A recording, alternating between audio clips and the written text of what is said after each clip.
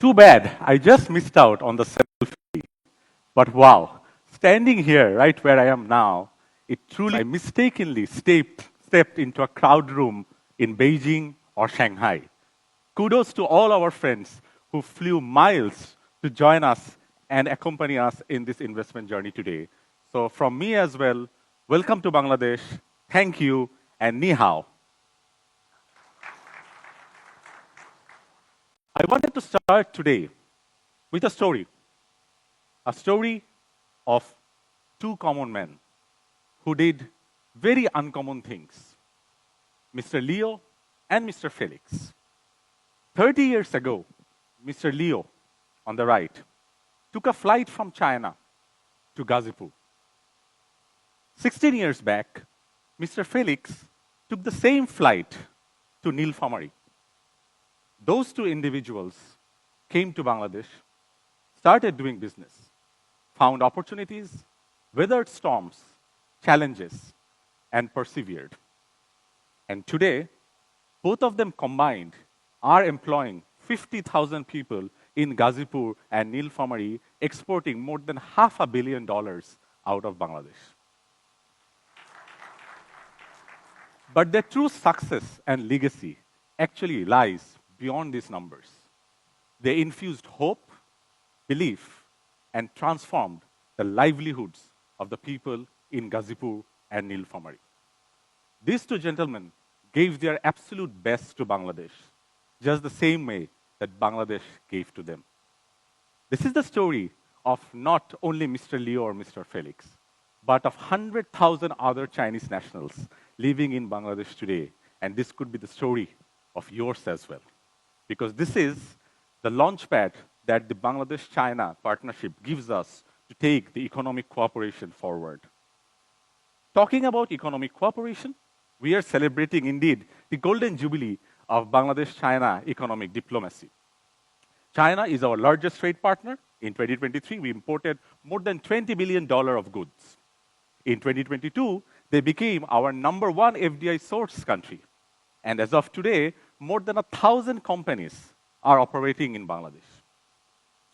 But honestly, I do feel we are only scratching the tip of the iceberg. And the opportunities are so much more. Let's take the example of apparel and garments. You all know that we are number 2 in exports of garments, right after China. And we export around $40 billion. 10 to 12 billion of our exported items are raw material imports, 50% of which comes from China.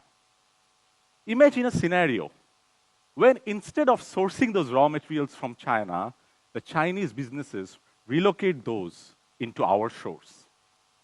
Just that scenario alone would have opened a win-win situation for everyone involved. Because the Chinese businesses, just by relocating their business into our shores, would be able to lower their costs by 2 to 3 times, meaning higher profitability. They would have received all the operational benefits in economic zones, and ultimately shortening the lead times, which would have given them access to new customers, new markets, and new clients. Similar opportunities, to be honest, lie in all other sectors, be it food, agriculture, renewables. It's actually on us to capitalize on this opportunity.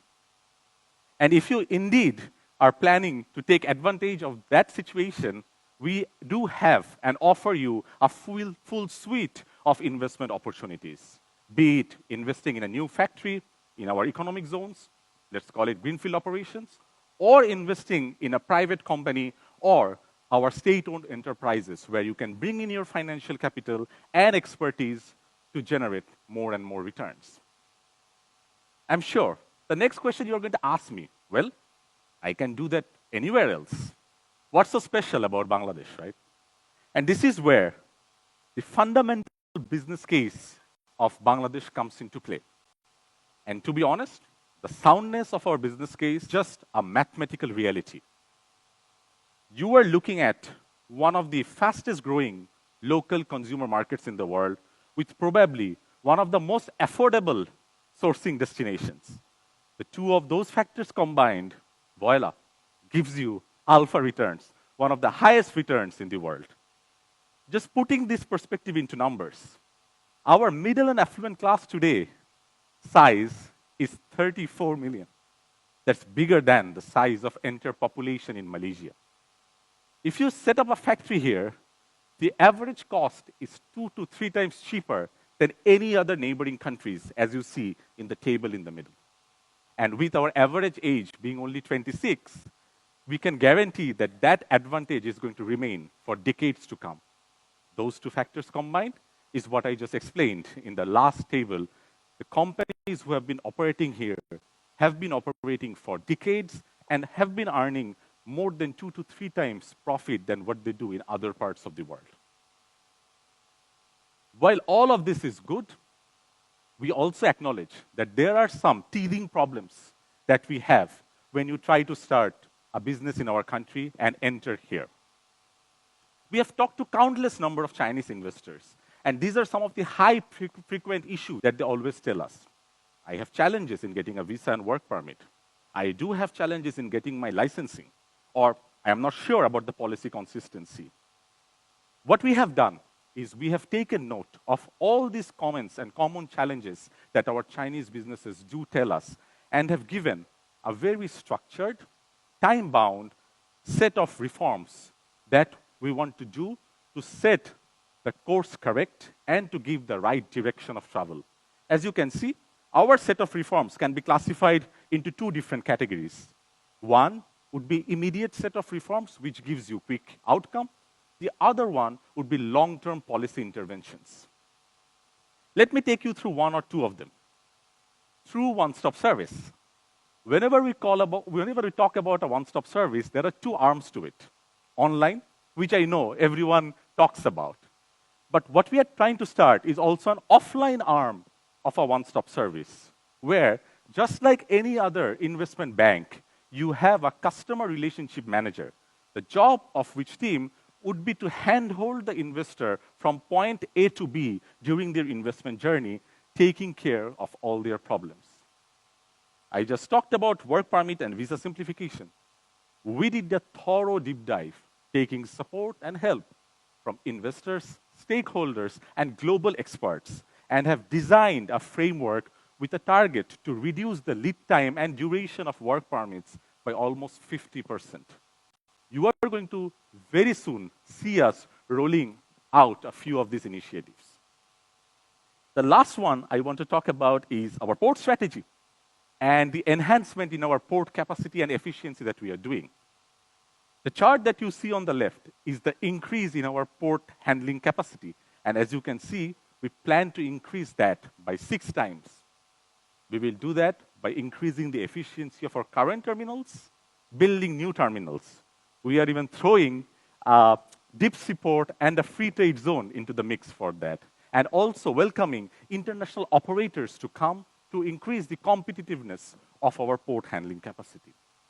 While this national port strategy is ongoing, as you see on the right, we have also simplified the customs processes with the help of our friends from NBR by launching the Green Channel.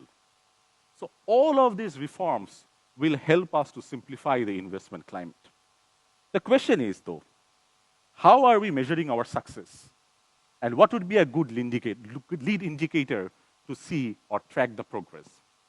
For us, we believe a good lead indicator would be to have a set of gold standard case studies, which almost becomes like a playbook or a blueprint for next governments to come and carry forward. I want to highlight one similar case study of Hyundai Industries, our friends from Wuxi, China. Hyundai Industries came knocking at the doors of Bangladesh government on 4th December 2024. I remember that because that was my 4th day at the job. From 4th December 2024 to them signing this MOU in April, it only took 4 months. Probably one of the fastest lead time that any investor had to face in Bangladesh, and only possible through thorough interministerial coordination and giving them customized solutions to their problems. The outcome? They are now intending to set up a man-made fiber factory employing more than 10,000 employees in Bangladesh. So all of this together what is our picture of success? We believe once we are able to revive this investment landscape and using our natural strengths, we will be able to position Bangladesh as a global factory, a place where you bring your raw materials, make your product, and sell them back. Bangladesh, as you can see, is located at the heart of Asia, giving access to 2.5 billion people and connecting north to south, east to west, and south to southeast. But to be honest, you should invest in this market not only for financial returns, but something bigger. Because just like Mr. Leo and Mr. Felix, this is an investment behind a transformation journey. You invest in a population which has more than 50% of its workforce below the age of 30. You improve their skills, you change their livelihoods. So the time to invest in that transformation journey for all of you is now. Look, I wanted to finish my presentation with one last slide. For the last 10, 12 minutes, I gave you all the financial and economic reasons on why you should invest in Bangladesh. But truth be told, Bangladesh's unique point today is that it's a blue chip investment. Bangladesh's macroeconomic trajectory, as you can see, has all the markers of all those countries at certain points in time after which they became economic powerhouses. So Bangladesh today stands at an inflection point. It stands at the crossroads from becoming good to great. It's a blue chip investment, similar to the one which you and your forefathers took part in China 25 years back. Once more, such a generational blue chip investment opportunity is unfolding right here, right in front of your eyes. I urge all of you to take advantage of it. I urge all of you to invest in this magic that we call Bangladesh. Thank you. You can scan this and find my presentation and download it. I hope you enjoy the rest of the program. Xie xie. Thank you.